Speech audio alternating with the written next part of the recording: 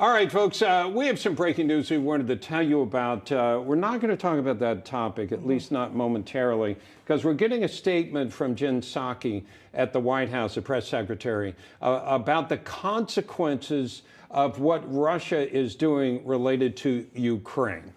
Yeah, she goes into the statement here saying, we have anticipated a move like this from Russia and are ready to respond immediately. President Biden will soon issue an executive order that will prohibit new investment, trade, and financing by U.S. persons to, from, or in the so-called DNR and LNR regions of Ukraine. Those, of course, Donetsk and Luhansk, the two regions that Putin declared as independent earlier today.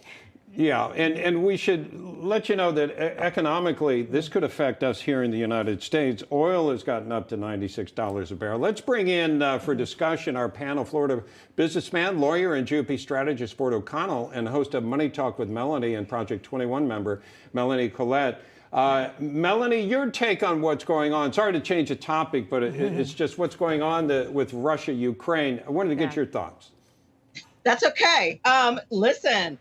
I all day long, I thought something like this was going to happen. I wish that the United States had done this sooner. I don't buy the rationale that, that it's a deterrent for us to, not do sanctions before, like they've known that they were going, that Putin was going to go into the Ukraine.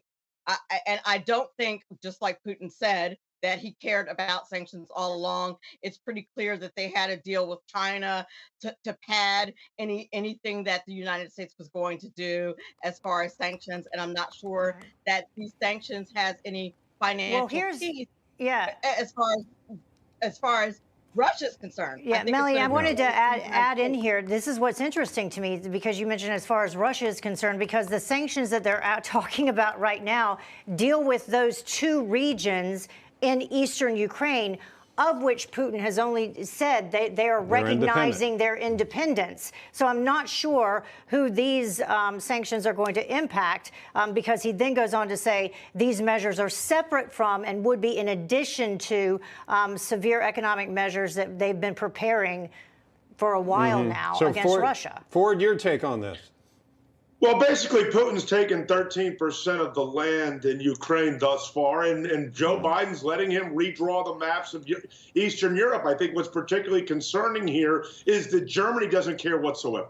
Okay, I think that's the really biggest problem here, besides Biden's ineptitude. And the concern, and I think Heather pointed this out earlier with Gordon, is that, she's watching in China. Does this mean that Putin's going to keep pushing in Europe and China's going to arm up for Taiwan? If they do, that's our real concern here. If you want to stop Putin, it's not hard. You need to sanction the Russian elite around him, the people who put him into power. If you put them in the poorhouse, they'll pull back Putin, and you need to increase the oil and gas supply around the world. Unfortunately, Biden's word of the green agenda doesn't want to do that.